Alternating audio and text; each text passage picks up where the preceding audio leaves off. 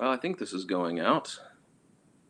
It is. We're having some weird issues with the upload and everything here, but I think this is working. So it's our Tuesday morning fireside chat. I'm here at my fireside.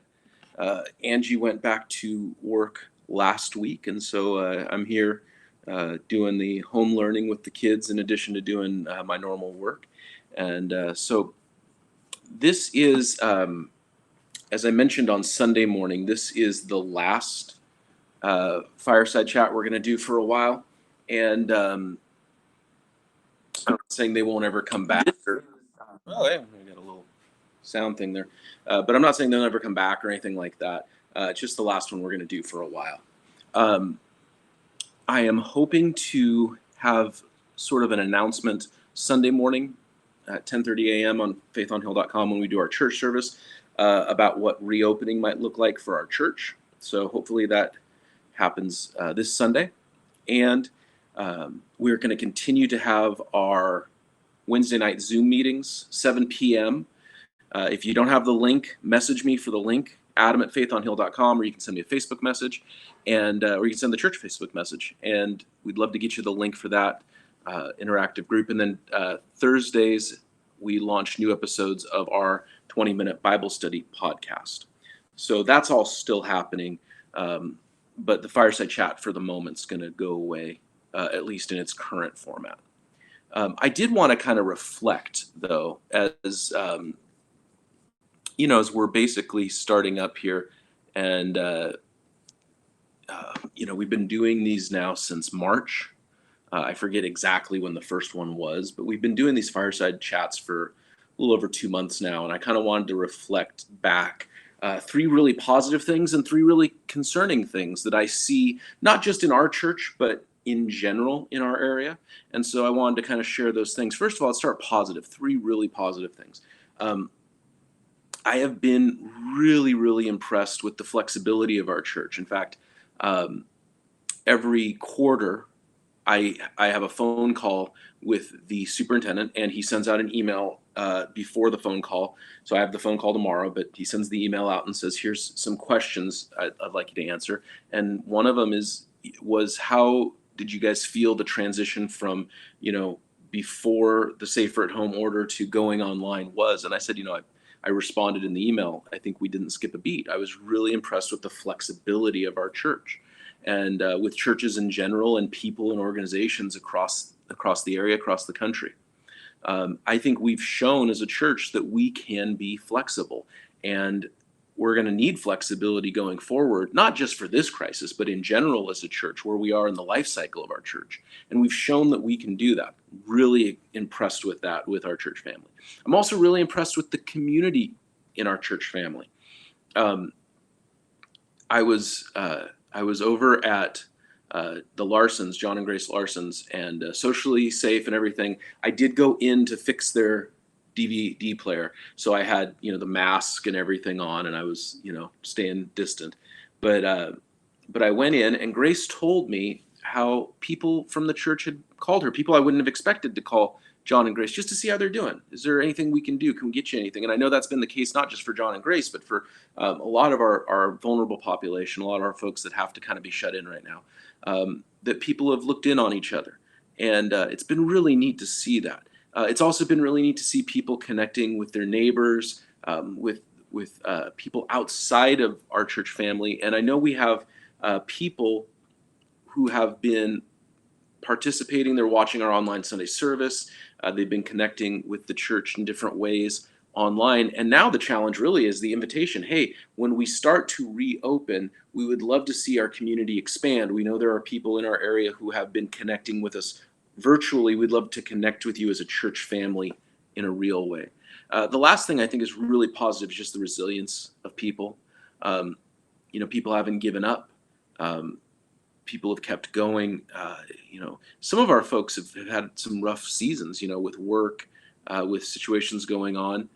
Some of our folks have been forced to learn new skills. I mean, even if it's just little things, but we've had to I've gotten a lot. I haven't edited video seriously in years. I took a class in school. Um, But I think there's things like that where we've had to learn new things. Um, you know, if you follow my Instagram, you know that like I've learned to pickle a lot of things, but I've also learned how to edit video, things like that. And so I think there's been something really neat about the resilience of people, and when you talk to people, how they've kind of said, okay, this is just the situation. All right, so I'm in a side hustle. I know the Wilson boys, Daniel and Jonathan, are driving for Grubhub, and there's things like that. It's just been kind of neat to see people not give up. Now, the three concerning things I am concerned about are, well, one is bad habits. I'm concerned about people getting into the habit of not being part of a real church family. If you get in the habit of, I think online church is great. I am not anti-technology, and I'm not anti-using technology at all. I think we've demonstrated that as a church. I am concerned about people getting out of the habit of gathering together and being connected in a real, tangible way. Of course, I'm concerned about the reports we're seeing in the news, the rise of substance abuse and things like that. And I think that goes to the second thing I'm concerned about, which is the unseen ramifications. We're going to be dealing with the trauma of this for a long time. And so as a church family, like I said, positive things. Hey, we've shown our flexibility, we've shown our community, we've shown our resilience. That's going to need to come into play now, because we're going to be dealing with the long-term ramifications, the unseen ramifications. Our youth ministry in a couple of years is going to have the children who were in unsafe situations. Our churches are going to have the economic fallout. We're going to deal, in a couple of years, it won't be surprising to see people who are ready to sober up. And it's like, when did this all start? Or when did, you were sober, you had sobriety for 20 years and then you relapsed. When did that happen? And it happened around this time. So the unseen ramifications, I think, are something that's very concerning. And then finally, missed opportunities. I was thinking about the things that we've learned in the last couple months. And at the same time, there's people and there's churches that haven't grown at all. And you can't control the past. You can only control the future. But I am concerned that one of the things churches across the board are seeing is every Sunday, our online audience goes down, not for any other reason than the crisis has passed.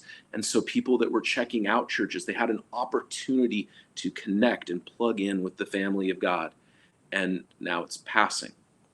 I think those are the things that I'm concerned about, is the bad habits, the unseen ramifications, and the missed opportunities. But you know what? The future is always bright. And Jesus can break bad habits and bring us into a place of healing. These unseen ramifications can be opportunities for God's redemptive work in people's lives. And these missed opportunities, I missed something in the past, but I can go forward. So I think there's been some really positive things the last couple of months. I think there's going to be some really positive things as we go forward into this new season of a phased reopening. But I also have some genuine concerns. And I think that's something, if you're praying, we should be praying for those that have fallen into life-taking habits. We should be praying, Lord, help us see the unseen ramifications of all this. And Lord, we don't want to miss any opportunities. So it's been great checking in every Tuesday on these Fireside Chats. I'm not saying they won't ever come back. They might. But at least for a little while, they're going to kind of be, at the very least, less frequent. And I just appreciate everybody in our church. I appreciate everybody in the churches across the region and across the country. I appreciate the non-church organizations that have done such great work in this time and continue to as well. And so that's where we're at. Like I said, I'm hoping this Sunday during our online service to have an announcement about what reopening for Faith on Hill would look like. And so that's a little teaser for you. Sunday at 10:30 a.m., faithonhill.com. Wednesday nights are Zoom meetings. You don't have to go to our church to join in. Just message me for a link. We'd love to see you there. And then every Thursday we have our 20-minute Bible study podcast releases a new episode. We have a new episode coming this Thursday. So God bless you. We'll see you soon.